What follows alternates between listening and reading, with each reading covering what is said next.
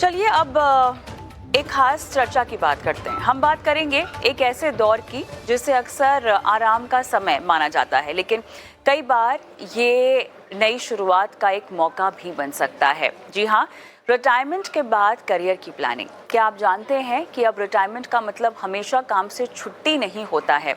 कई लोग इस मोड़ पर नया पेंशन के लिए प्रबंध करते हैं, नई पेंशन प्लान खोजते हैं, फ्रीलांसिंग करते हैं, कंसल्टिंग शुरू कर लेते हैं या फिर पार्ट टाइम नौकरी भी चुनते हैं। कुछ लोग तो अपनी खुद की जो है छोटा मोटा बिजनेस भी अपना खुद का वो शुरू कर लेते हैं।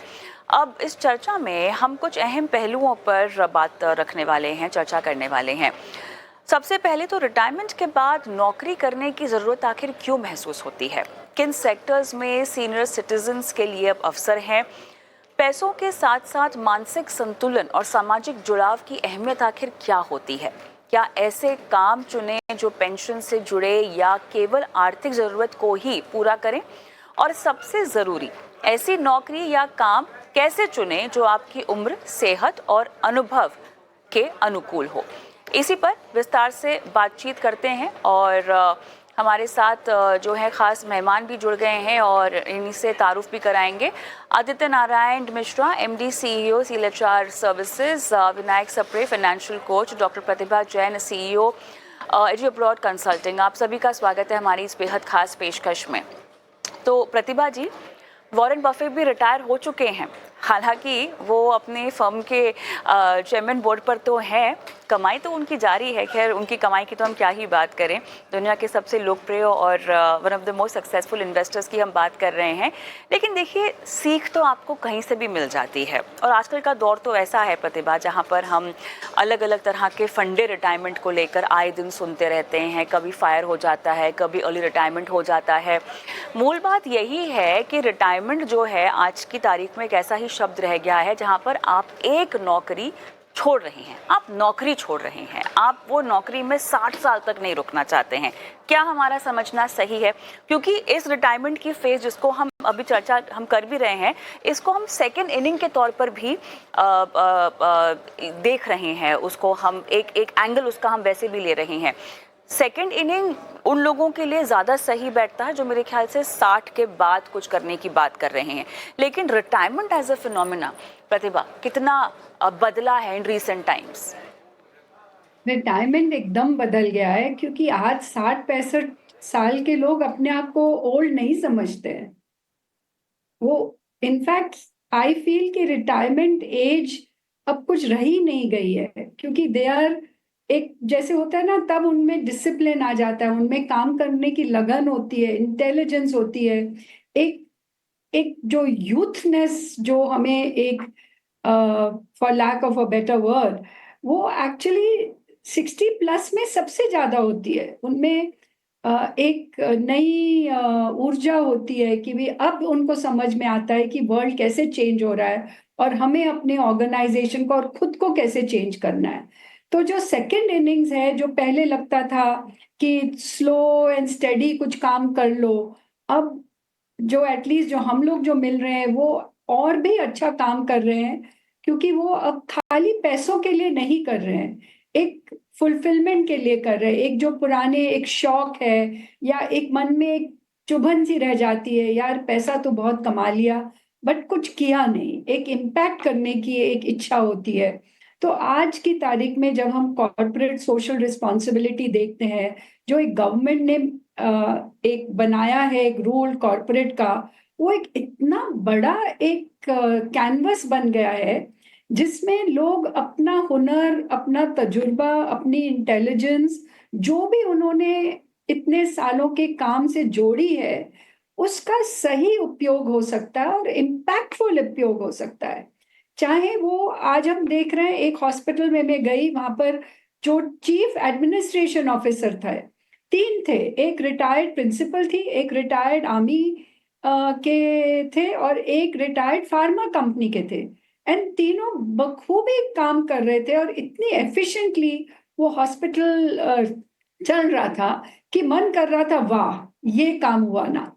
तो ये अब रिटायरमेंट की जो सेकंड इनिंग्स है, sometimes can become really fulfilling. पहले अपने बहुत मजबूरी में काम करते हैं, पैसे के लिए करते हैं, एक रिस्क लेने की एक हिम्मत नहीं होती है।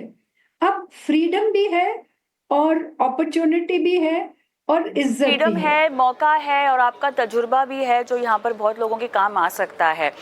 लेकिन विनायक, ये हर किसी के केस में संभव नहीं है। हम भारत की बात कर रहे हैं, भारत में हर तबके का इंसान रहता है और हर तरह के इकोनॉमिक स्टेटस के दर्शक की हम बात कर रहे हैं। अगर जो आपने प्लानिंग कर रखी है अपने रिटायरमेंट के बाद की, तब तो आपको पैसों की बिल्कुल ज़रूरत नहीं होगी। लेकिन अधिकतर समय यही पाया गया है विनायक, जहाँ पे रिटायरमेंट बस एक जुमला ही रह जाता है कि सुकून भरा है। आधी ज़िंदगी तो उन्होंने लोन काटते काटते चुकाने में जो है वो निकाल दी है, बच्चों की पढ़ाई लिखाई, उनकी शादी में निकाल दी है। हालात कई बार ऐसे हो जाते हैं कि 60 की उम्र तक भी आपके ऊपर लोन रहता है, आपके ऊपर कर्ज रहता है, कुछ नहीं तो घर तक नहीं बना होता है बहुत सारे लोगों का, उसको लेकर भी एक पर्सनल लोन चल रहा होता है। हर किसी की स्थिति ऐसी नहीं है जो वो अपने कामकाजी जीवन का अनुभव का इस्तेमाल करके 60 साल के बाद नौकरी करना चाहे। कई लोगों के लिए विनायक ये विवशता होती है क्योंकि पैसों की ज़रूरत होती है और क्योंकि फाइनेंशियल प्लानिंग नहीं की है उनको इस तरह जीना पड़ता है।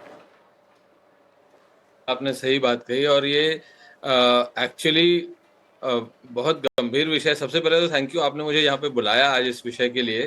तो ये एक्चुअली बहुत गंभीर विषय है। इनफैक्ट ये कल की बात है, हम लोग एक व्यक्ति के बारे में बात कर रहे थे जिन्होंने 60 वर्ष के हो गए हैं और अभी भी कर्ज लदा हुआ है उनके ऊपर, और उनका एक बेटा है जो बाहर है, नौकरी में है।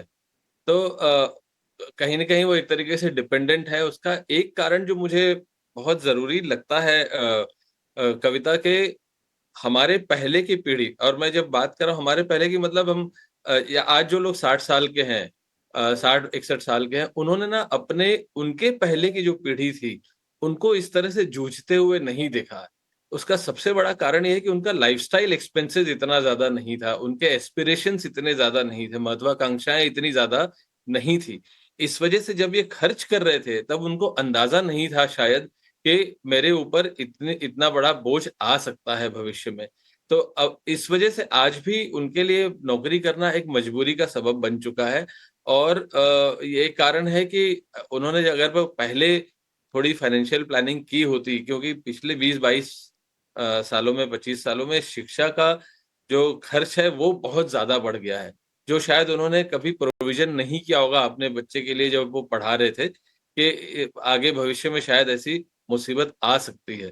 तो इस वजह से भी उनको आज मजबूरी है कि वो नौकरी करें, और जो उनके कर्ज लेके रखे हुए हैं उन उसका निपटारा करने की भी उनको आवश्यकता है। तो नारायण, अब इस पूरी चर्चा को हम दूसरे पहलू पर भी लेकर जाना चाहते हैं। मैं जानना चाहती हूँ आपसे कि नौकरी के क्या-क्या विकल्प आपके पास मौजूद रहते हैं। एक तो वो शख्स जो कि 60 के बाद सामाजिक जुड़ाव के लिए नौकरी करना चाहता है, जिसके लिए पैसा प्राथमिकता नहीं है, ठीक है? उनके लिए एक तो किस तरह की नौकरियाँ। दूसरा वो शख्स जिसको पैसों की ज़रूरत है, जिसकी दिक्कतें विनायक जी ने भी हाईलाइट की हैं, उन्हें किस तरह की नौकरियों के विकल्प जो हैं वो मिलेंगे 60 के बाद? देखिए, ये जो रिटायरमेंट एज हम 60 साल का मानकर चलते हैं, ये सब जगह में, सब क्षेत्र में ये अप्लाई नहीं होता है। कभी-कभी ऐसा भी हो जाता है, कोई 50 साल में रिटायर कर लेता है, और ऐसे बहुत सारे व्यक्ति हैं जो 65 साल के बाद भी रिटायर नहीं कर पाते हैं, वो फाइनेंशियल रीज़न के वजह से। तो ये एक पॉइंट हो गया। तो जो लोग 50 साल में मान लीजिए रिटायर कर रहे हैं, उनका हालात कुछ अलग होते हैं। एक हो सकता है कि स्किल सेट्स अभी रेलेवेंट नहीं है, इसीलिए उनको रिटायरमेंट लेना पड़ा, या रिटायरमेंट उनके ऊपर थोप दिया गया। तो उनको कैसे ज़िंदगी अभी बितानी है, वो एक तरह का चैलेंज है। वो नए स्किल्स को एक्वायर कर पाएँगे, कुछ ऐसे मीनिंगफुल जॉब्स ले पाएँगे, या किसी ने वॉलंटरीली रिटायरमेंट ले लिया, बोला कि 50 साल हो गया, मेरा जितना फाइनेंशियल फ्रीडम वो मिल गया है, अभी मैं अपने टर्म्स में फ्रीलांसिंग करूँगा, या सोसाइटी को कुछ मैं रिटर्न बैक करूंगा, मेरा जो अपना स्किल्स है उसके बेसिस पे मैं कुछ लोगों को पढ़ाऊंगा, कुछ लोगों का स्किल्स पढ़ाऊंगा, वो सेकंड कैटेगरी हो गया। और जो थर्ड कैटेगरी है, वेरी लार्ज कैटेगरी, जो 60 साल में प्रॉपरली उनको रिटायरमेंट हो गया है, वो शायद सरकारी नौकरी करते थे या बेसरकारी नौकरी में थे, जो भी हो, उनको अभी अपना जिंदगी चलाना है। तो एक तो है आपने जैसा बताया कि सोशल नीड्स होता है, मीनिंगफुल रहने के लिए, लोगों से कनेक्टेड रहने के लिए कुछ काम करना पड़ेगा, तो उसके लिए बहुत सारे कंसल्टिंग असाइनमेंट्स रहते हैं, फ्रीलांसिंग अपॉर्चुनिटी रहते हैं, टीचिंग अपॉर्चुनिटी रहते हैं। तो वो एक कैटेगरी हो गया। और एक कैटेगरी जो है कि लोगों को कुछ फाइनेंशियल फ्रीडम उनका आया नहीं है, जैसे विनायक जी ने बता रहे थे कि उनके ऊपर और कर्जा है या उनका फ्यूचर सिक्योर्ड नहीं है, वो और सेविंग्स करना चाहते हैं, तो उनको कुछ जॉब्स लेना पड़ता है। तो उसके लिए जो कंसल्ट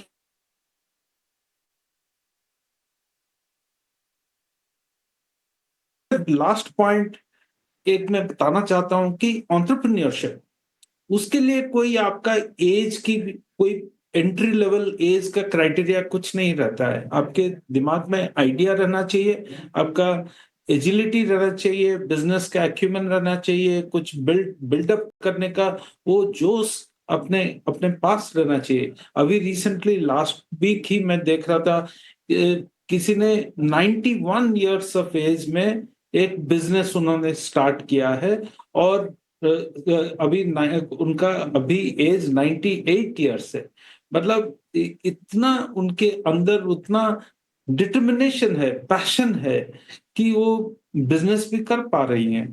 तो entrepreneurship is also a very good option, that कोई भी 60 साल के बाद एंटरप्रेन्योरशिप का करियर भी बना सकता है। तो मैं ये 5 डिफरेंट टाइप का ऑप्शंस में देख रहा हूँ सामने। ठीक है विनायक जी, अब इसमें से प्रैक्टिकली कितना अपनाया जा सकता है, और दूसरा एक बहुत बड़ा पहलू, पैसों पे कितना कॉम्प्रोमाइज करना पड़ेगा? उन लोगों को मैं छाट दे रही हूँ जिनके लिए पैसे प्राथमिकता नहीं है 60 के बाद, रिटायरमेंट के बाद, लेकिन जिनके लिए है वो इस रास्ते पर अगर चले, क्योंकि जोश भरपूर है अपने पास, ठीक है, रोड मैप नहीं है और पैसे की जरूरत है। विनायक जी। जी उसमें देखिए, एक तो ये है कि कुछ चीजें हैं जिस पे आपका कोई कंट्रोल नहीं है। फॉर एग्जांपल, अगर मेडिकल का खर्चा है उसमें आप कुछ नहीं कर सकते, लेकिन अगर आप स्पेशली जब आप उन लोगों की बात कर रही हैं उनको आपने अलग छाट ही दिया कि जिनको पैसे की जरूरत नहीं है, सिर्फ टाइम बिताना है, तो जिनको लेकिन पैसे की जरूरत है, ऐसे लोगों के लिए उनको अपने खर्चों पे थोड़ा कॉम्प्रोमाइज तो करना पड़ेगा, जो बड़ा दुखद है। ये बहुत अच्छी स्थिति तो नहीं होगी उनके लिए। और ऐसे में अपने जब खर्चों पे कंट्रोल करने की कोशिश करें, उसमें मेन खर्चा उनका जो मुझे जो दिखाई देता है कि 60 के बाद अगर वो अपने आप को स्वस्थ रखने की कोशिश करें, तो जो मेडिकल के जो खर्च हैं वो कुछ हद तक शायद कम हो जाएंगे। और क्योंकि जो दवाइयों का खर्च है वो दिन ब दिन बढ़ता जा रहा है और उस पे अपना कोई कंट्रोल है नहीं। आइडियली अगर उन्होंने पहले से मेडिकली इंश्योर्ड है तो नथिंग लाइक दैट, उससे काफी उनका खर्च कम हो सकता है। बाकी जो रिटायरमेंट के बाद के खर्चे हैं वो खर्चे ज्यादा से ज्यादा क्या हो सकते हैं, अगर पेंशन मिल रही तो काफी हद तक वो कवर हो जाते हैं, लेकिन अगर पेंशन नहीं है, ऐसे में उनकी डिपेंडेंसी उनके जो भी उन्होंने बचा के रखे हुए हैं उस पे है। और एक इम्पॉर्टेंट चीज ये है जो मैंने अक्सर देखी है, इवन मुंबई जैसे शहर में भी, कि लोग लिक्विडिटी को इम्पोर्टेंस नहीं देते हैं।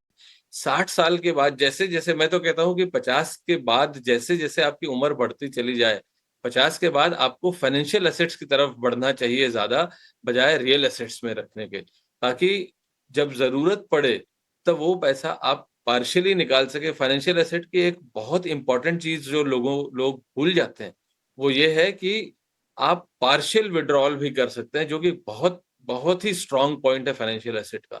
तो पोस्ट रिटायरमेंट जब आप डिपेंडेंट हैं तो ऐसी उस पैसे का ऐसा सदुपयोग करिए कि एक तो खर्चों में कॉम्प्रोमाइज करना पड़ेगा, वो दुखद है, लेकिन दूसरी चीज कि जो उस पैसा इस तरह से रखें कि वो आपके समय में काम आए, अपने दिमाग को और अपने शरीर को एक्टिव रखें, ताकि आप बीमारियों से ज्यादा जितना अधिक से अधिक दूर रह सकते हैं उतना रहे, क्योंकि वो जो एक खर्चा है उस पे अनफॉर्चुनेटली दुर्भाग्यवश किसी का कोई कंट्रोल है नहीं। बिल्कुल। 60 के बाद अपनी हेल्थ का आपको ख़्याल रखना और अपनी हेल्थ से जुड़े निवेश में बने रहना, जिसमें हेल्थ इंश्योरेंस और तमाम तरह की सुविधाएं बहुत ज़रूरी होती है। लेकिन एक बहुत बड़ी चीज़ जो चर्चा में सामने निकल कर आई है, वो है अपग्रेडिंग और अपस्किलिंग। प्रतिभा, कितना महंगा होता है अपने आप को अपग्रेड करना और अपस्किल करना, ज़रा बताइए। मेडिकल खर्च भी हमारे पास है, जोश हमारे पास बहुत ज़्यादा है प्रतिभा, लेकिन जोश से घर नहीं चलता। ठीक है, अब आप तीनों एक सुर में कह रहे हैं कि अपग्रेड करना चाहिए, अपस्किल करना चाहिए, क्योंकि आपने भले ही 60 साल में एक क्लर्क की नौकरी की है, 60 साल के बाद अगर उसमें भी फ्रीलांसिंग करना चाहेंगे तो इनोवेशन की ज़रूरत होगी, है ना? कितना सस्ता और कितना महंगा होगा? दोनों चीजें हैं। कई कोर्सेज फ्री भी हैं। अगर कोई ऑनलाइन सीखना चाहता है तो Harvard, Stanford, some of the best universities अपने कोर्सेज ऑनलाइन दे रहे हैं। एआई कैसे आप हर डिसिप्लिन में ऐड कर सकते हैं, तो बहुत कोर्सेज फ्री भी है। पर उसके लिए आपको फ्री लगता है कि बड़ा आसान होता है, पर उसमें बहुत लगन और डिसिप्लिन से सीखने की जरूरत होती है। उसके अलावा एक जो बड़ा एक नई चीज उभर के आई है, जितने हमारे इंस्टीट्यूट्स ऑफ एक्सीलेंस है, आईआईटीज ले लीजिए, आईएम्स ले लीजिए, जितने मैनेजमेंट इंस्टीट्यूट्स हैं, सब ने एक नई चीज 3 वीक्स 3 मंथ्स का नया एक शुरू किया है दौर, which is upgrading for executives. 20 साल के ऊपर जिन्होंने काम कर लिया है, वो लोग अपने आप को अपस्किल करने के लिए रेजिडेंशियल भी कर सकते हैं, 3 हफ्ते का प्रोग्राम भी कर सकते हैं, हाइब्रिड भी कर सकते हैं। और एक बहुत अच्छा विकल्प हर एक इंस्टीट्यूट ने शुरू किया है, जो अपस्किलिंग में इतना महंगा भी नहीं है, और आपके जैसे लोगों के साथ जब आप बैठते हैं तो आपको बहुत मोटिवेशन होती है दैट ओ यू नो इतना मुश्किल भी नहीं है। दूर बैठ के थोड़ा मुश्किल लगता है, अरे यार एआई कैसे सीखूं, बट जब आप दूसरों को देखते हैं तो एक बहुत एक आसान लगता है। एंड प्रोफेसर्स के सामने आमने बैठने से बड़ा एक इजी मेथड ऑफ अपस्किलिंग हो गया है। तो उसके बाद आप ऑनलाइन सीखते चले जाइए। और मैं तो कहती हूँ रिटायरमेंट के पहले ही ये आदत डाल लेनी चाहिए कि हर साल आप कुछ ना कुछ ऑनलाइन सीखने की अगर आदत पड़ जाती है तो रिटायरमेंट के बाद ये मुश्किल नहीं होता। जैसे हम और चीजों की प्लानिंग करते हैं पोस्ट रिटायरमेंट, ऐसे लर्न टू लर्न ये भी एक बहुत इंपॉर्टेंट मेरे हिसाब से स्किल है, जो जितने यंग उम्र में आदत डाल लीजिए ऑनलाइन लर्निंग की, फिर ये बहुत सस्ता है, फ्री भी है, बट उसमें लगन और एक स्किल की जरूरत है, लर्निंग टू लर्न। अगर ये आदत पड़ जाती है then I think this is a safety net for all retirees. आप कुछ भी सीख सकते हो इस वक्त ऑनलाइन जाके, बट एक मेंटल एक एटीट्यूड जो है वो होना जरूरी है। और सेकेंडली एक दफा स्किल हो गया, इस वक्त गवर्नमेंट ने भी बहुत पॉलिसीज निकाली हैं जो एक सेकेंड प्रॉपर आपको एक इनकम देती है। यूनिवर्सिटी में आप पढ़ा सकते हैं इस वक्त। पहले होता था कि भी पीएचडी की जरूरत है, आज प्रोफेशनल्स जिनका 20 साल से ऊपर तजुर्बा है वो पढ़ा सकते हैं अपने डिसिप्लिन में, एंड ये एक इनकम रेगुलर इनकम जनरेट करती है।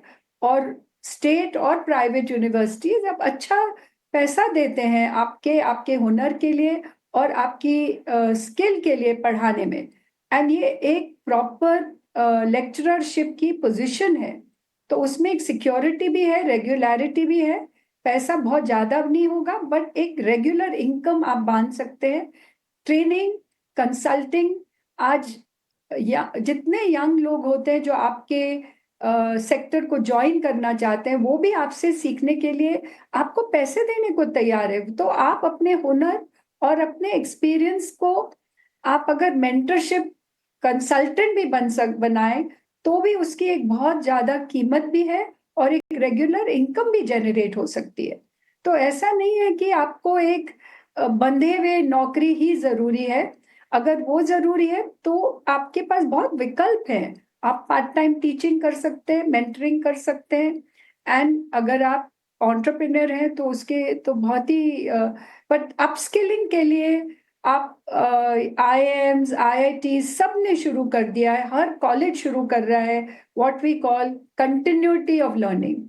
कंटिन्यूअस लर्निंग एक स्पेशल एज ग्रुप के बाद ही आप वो कोर्सेज ज्वाइन कर सकते हैं, और ये चलन अब नया शुरू हुआ है, पर मैं देख रही हूँ कि हर कॉलेज इंडिया का और इंटरनेशनल का अब इस पे एम्फोसिस कर रहा है, और बहुत तो लोग चलिए इसको यहाँ पे लर्निंग पर बहुत ज़्यादा फोकस दिया जा रहा है, और जितना ज़रूरी है अपने आप को व्यस्त रखना, काम करते रहना, उतना ही ज़रूरी है कि जब तक आप 60 की उम्र तक पहुँचे, जब तक आप अपनी रिटायरमेंट के बारे में सोचें, लगे हाथों अपने फाइनेंसेस को भी आप ध्यान में रखें, ताकि 60 के बाद आपको ऐसी कोई नौकरी ना करनी पड़े या ऐसा कोई काम ना करना पड़े जिसको आप एंजॉय नहीं कर रहे हो, क्योंकि बाकी ज़िंदगी में आपने अब तक मेरे ख्याल से वही काम किया होगा जहाँ पर आपकी प्राथमिकता शायद पैसा रही होगी, या आपके ऊपर जो आर्थिक कर्ज है उसको चुकाना रहा होगा।